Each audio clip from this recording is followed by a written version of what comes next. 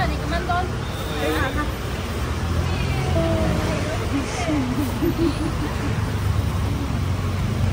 你走你。我這裡yang ada bangsa.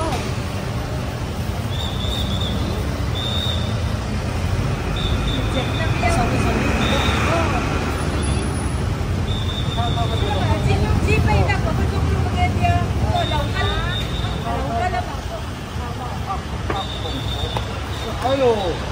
Oh, minum banana ni. Seguro.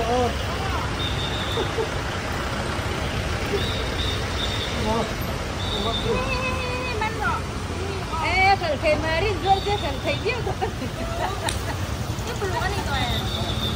Ai kan dia ni loh.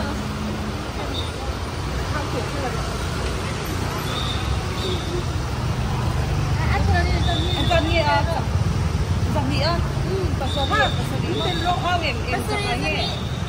Jangan mentok Allah.